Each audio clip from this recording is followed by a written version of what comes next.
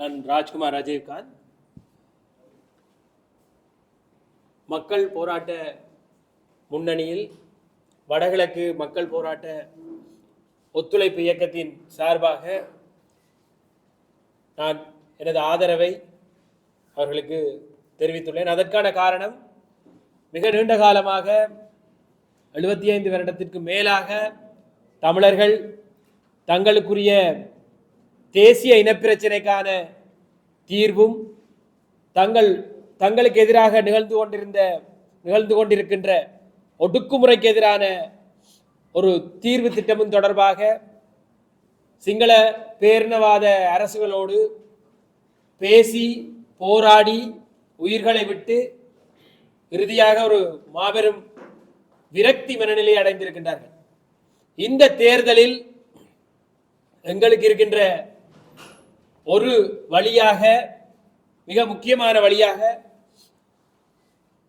எங்களுடைய கோரிக்கைகளை ஏற்றுக்கொள்ளாத சிங்கள தலைவர்களை அவர்கள் கொண்டு வருகின்ற இந்த தேர்தலையும் புறக்கணிக்க வேண்டும் என்ற சிந்தனை தான் இருந்தது. ஏனென்றால் தமிழ் மக்களினுடைய பிரதான அரசியல் கோரிக்கைகள் எதுவும் முன்னிலைப்படுத்தப்படாமல் வெறுமனே மீண்டும் ஒற்றை ஆட்சிக்குள் ஒரு மூன்றாம் தர இனமாக வடகிழக்கு மக்கள் நடத்தப்பட வேண்டும் என்ற அதே சிந்தனையோடு பலர் தங்களுடைய அரசியல் விஞ்ஞாபனங்களை தயார் செய்து கொண்டிருக்கின்றார்கள். மறுமுனையிலே வழக்கம் போல் சிங்கள தலைவர்கள் தென்னிலங்கையில் ஒன்று கூறிவிட்டு வடகிழக்கில் வந்து அதிகார பரவலாக்கல் தொடர்பான நாடகங்களை ஆடுவது இன்று வரை தொடர்ந்து கொண்டிருக்கின்றது. நாங்கள் மக்கள் போராட்ட முன்னணிக்கான களத்தை உருவாக்கும் பொழுது என்னுடைய சிங்கள நண்பர்களுக்கு மிக தெளிவாக கூறிய விடயம், முன்னர் செய்தது போல், ஏனைய தலைவர்கள் செய்வது போல் நாம் எமது மக்களை ஏமாற்ற முடியாது. நாம் எமது விடயங்களை தெளிவாக தேர்தல் விஞ்ஞாபனங்களில் கூறுவதோடு மட்டுமல்லாமல் சிங்கள மக்களுக்கு அரசியல் அதிகார பரவலாக்கம் தொடர்பாக மிக தெளிவான விடயங்களை முன்வைக்க வேண்டும் என்ற பிரதான கோரிக்கையை வைத்திருந்தேன். அந்த அடிப்படையில் சுயாட்சியுடன் கூடிய தன்னாட்சி அதிகாரம் மிக்க அலகுகளை, சுய ஆட்சி ஒன்றை ஏற்படுத்தும் அலகுகளை உருவாக்குவதற்கான அடிப்படை வரைவு திட்டம் முன்மொழியப்பட்டுள்ளது. அது மட்டுமன்றி ஒற்றையாட்சி முறை முற்றாக நீக்கப்பட்டு இந்த நாட்டில் எண்ணிக்கை அடிப்படையில் குறைவாக இருக்கக்கூடிய மற்ற இனங்கள் அரசியல் அதிகாரம் ஒன்றை பெறும் வகையில் பாராளுமன்றத்திற்கு சமமான அதிகாரமுடைய சபைகள் உருவாக்கப்பட்டு பௌத்த சிங்கள பேரினவாதத்தால் உருவாக்கப்படும் பாராளுமன்றத்தால் அவர்களை நசுக்க முடியாது என்கின்ற அடிப்படையில், அவர்கள் சார்பாக முடிவெடுக்க முடியாது என்ற அடிப்படையில் அதிகாரங்கள் மீளப்பெற முடியாத ஒரு தீர்வு திட்டம் முன்மொழியப்பட்டுள்ளது. அது மட்டுமன்றி ஒரு மொழிக்கான முன்னுரிமை, மற்ற மொழிகளை புறக்கணித்தல் போன்ற விடயங்களுக்கான சரியான திட்டவட்டமான முடிவுகள் எடுக்கப்பட்டுள்ளது.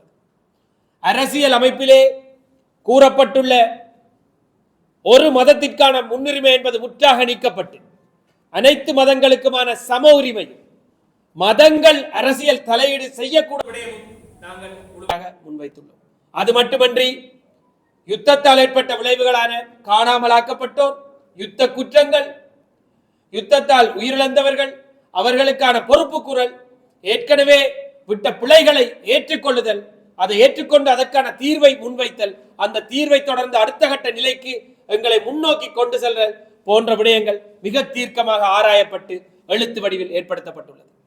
எனவேதான் நாங்கள் ஒரு மிக நீண்ட காலமாக கேட்டுக்கொண்டிருந்த மிக முக்கியமான விடயங்களுக்கு மிக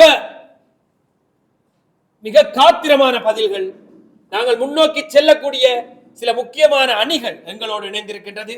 எனவே ஒரு வடகிழக்கு தமிழர் என்ற அடிப்படையில் இந்த கூட்டணியின் மேல் நான் மிகுந்த நம்பிக்கை வைத்துள்ளேன்.